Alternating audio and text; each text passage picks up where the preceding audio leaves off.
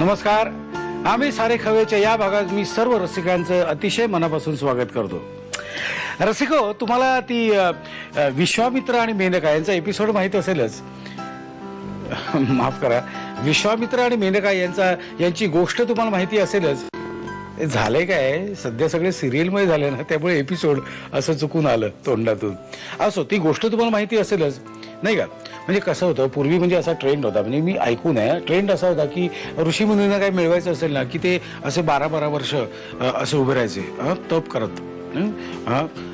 एका पायावर असं उभं राहायचं, दाढी बिडी अशी वाढलेली, आणि मग वरती तो इंद्र आहे, मग त्याचं आसन डळमळवायचं हवा टाईट वरती.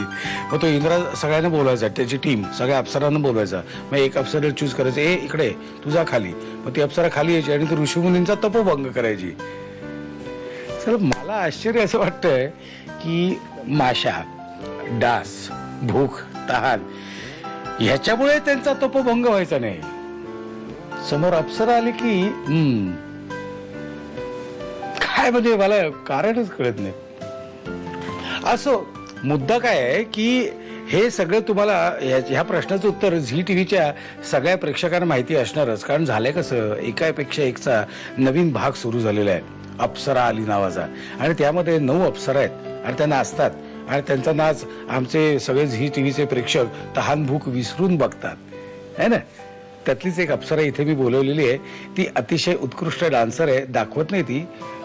ती म्हणजे अंडर कव्हर सगळं चाललेलं आहे तिचं. आणि एकापेक्षा एकचा आधीचा जो आय मीन फू बाय फूचा जो आधीचा सगळे भाग होते ना, त्यामध्ये तिने सॉलिड बॅटिंग केली होती. सॉलिड बॅटिंग केली होती. आणि ती बॅटिंग संपते तोच इथे तिला डान्स करायला लावलेला आहे. आणि त्यानंतर मी तिला परत खायला करायला लावणार आहे. म्हणजे तिला ज्या गोष्टी येत नाहीयेत ना, त्या आम्ही करायला लावतोय. आमची लाडकी आहे ती. आपण तिचं स्वागत करूया. आरती सोलंकी, तुझं मनापासून स्वागत. थँक्यू. केवढं बोललो ना मी आज. असो, आरती, मला सांग की आता फू बाय फूचं सत्र तर संपलंय. त्या फू बाय फू मध्ये तू खूप धमाल केलीस, पण आपण थोडस अलीकडे जाऊ, त्याच्या आधी जाऊया. तू बेसिकली थिएटर केलेलं आहेस का? हो, 10 वर्ष मी नाटक करत होते. बर, त्यानंतर आता तू फू बाय फू केलंस, आणि त्यानंतर दुसरं सत्र सुद्धा केलंस. तिथे हसून झालं, तिथे येताना तू सारखं डान्स करत यायचीस. बऱ्याचशा एंट्रीजने तू सारखी नाचत यायचीस. तुझी आणि माझी तब्येत सेम आहे जवळपास, तसं बघायला गेलं तरी तू डान्स करायची. मी पण नाही येत त्याच गोष्टी मी करतो. मी सुद्धा जाणून मोजून वेडावाकडा डान्स करतो. पण आता परिस्थितीशी, आता अप्सरा आली, आता नवीन सत्र सुरू झालेलं आहे, आणि यामध्ये तुझ्या जोडीला जोरदार लोक आहेत. हो, अगदी. कोण कोण आहेत मला सांग जरा. सुरेखा बाई आहेत, म्हणजे सुरेखा पुणेकर, नेहा पेंडसे, मृण्मयी देशपांडे आहे, स्मिता तांबे, गिरिजा ओक, उर्मिला कानेटकर, नेहा जोशी, मी आहे. मुद्दा थोडक्यात असा आहे, सोनाली खरे.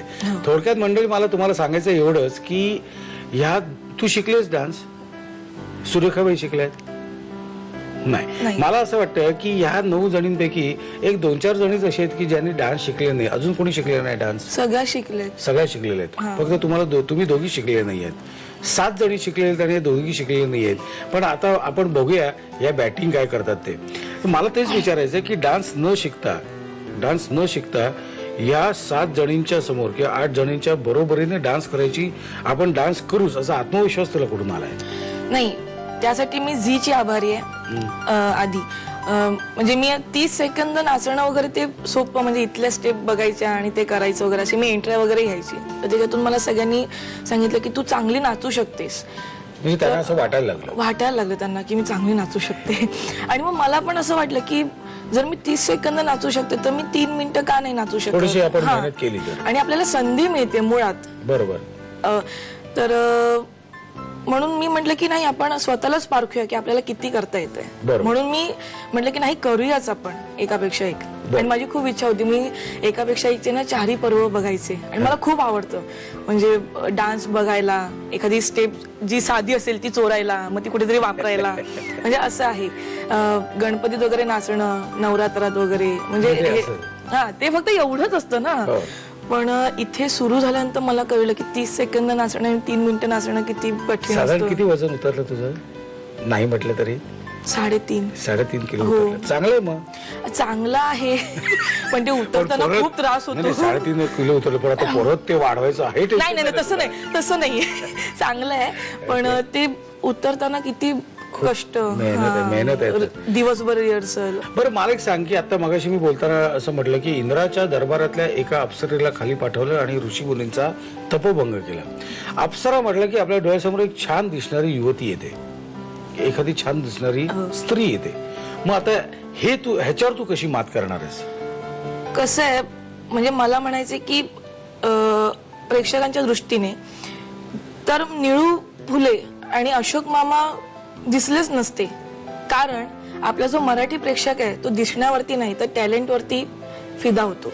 क्या बात आहे, इसको बोलता है कॉन्फिडन्स. हो म्हणजे हा कॉन्फिडन्स मला खूप असूनच आहे. म्हणजे मला तेव्हाही वाटायचं की स्टँडअप कॉमेडी खूप कठीण आहे आणि असं कॉमेडी करणं खूप अवघड किंवा त्याच्यापेक्षाही स्टँडअप कॉमेडी करणं खूप कठीण आहे. तर तेव्हा मला रिस्पॉन्स जसा आला ना त्याच्यावरून मला कॉन्फिडन्स आहे, म्हणजे प्रेक्षकांमुळे मला कॉन्फिडन्स आहे की मी हेही करू शकते. नाही आता ह्या 2 गोष्टी तर झालेल्याच आहे, अभिनय झालेला, डान्स झालेला आहे. आता तिसरी महत्वाची गोष्ट आहे ते म्हणजे खाणं आणि खिलवणं. हो ती तुला येते की नाही त्याबद्दल मी नाही मला येतंय 100%. हो उत्तम मी करते. म्हणजे हा कॉन्फिडन्स आहे का ओव्हर कॉन्फिडन्स आहे? कॉन्फिडन्स आहे. कॉन्फिडन्स आहे. मग हाच कॉन्फिडन्स घेऊन आपण किचन कडे जाऊया का? चला चला चला. चला. पहिल्यांदा काय बनवणार आहेस? पहिल्यांदा गाजरचा हलवा. नक्की बनवणार? हो म्हणजे काय नाही आपल्याला विचारतोय, कन्फर्म आहे ना? हो कन्फर्म. हेच बनवणार आहेस ना? हेच म्हणजे मी खाणार सुद्धा हेच, म्हणजे हेच खाणार ना मी? हो. बरं मला साहित्य सांगतेस का काय काय? गाजर ना, मग हे गाजर, ओके, हे खजूर, साखर, दूध, तूप, वेलची पावडर, त्यानंतर बदाम आणि काजू. एक कमाल आहे तुझी. चला आता मला साहित्य कळलं. हो. आता काय करायचं मला सांग. आधी तूप छान, म्हणजे सगळं तुम्हीच करणार ना? किती आता बस का? नाही बस. त्यानंतर आपण त्यात गाजर फ्राय करणार आहोत. आपण म्हटल्यामुळे माझा गोळ होतोय. मी गाजर घालते म्हटल्यावर तू घालणार ना? हो मी गाजर फ्राय करणार याच्यात, म्हणजे परतून घेणार. हा म्हणजे परतून त्याचा कलर बदलला पाहिजे. अच्छा, कलर कुठला येईल तुला काय वाटतं साधारणपणे? बरगंडी. बरगंडी. अच्छा, म्हणजे एक्झॅक्ट कळेल आल्यावर. ओके, आता हे झालंय ना? हा बरगंडी कलर आहे हा बरगंडी आहे का? हा तर याच्यात आपण खजूर. ओके.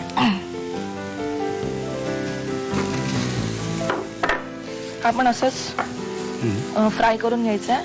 पण खजुराच्या ऐवजी काय येऊ शकेल तुला काय वाटतं, म्हणजे अंदाज काय तुझा? खजुराच्या ऐवजी याच्यात थांबा जरा, हे वितळायचं. हे कम्प्लीट होते ना? हा मग मी तुम्हाला सांगते. ओके, आता काय करायचं याच्यावर? आता ना त्यात आपण साखर घालायची आणि थोडी घालायची आता त्याच्यावर. साखर आपल्याला पाहिजे तशी घालायची? हा आपल्याला पाहिजे तशी. छोटे मी 4 चमचे घालतो. हो.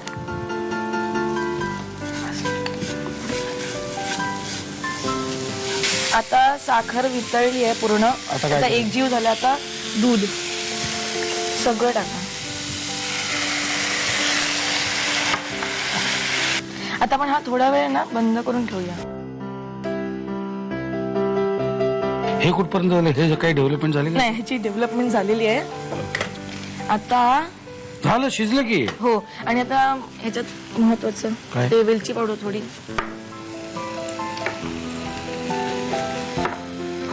थोडे ठेवल्याबद्दल थँक्स.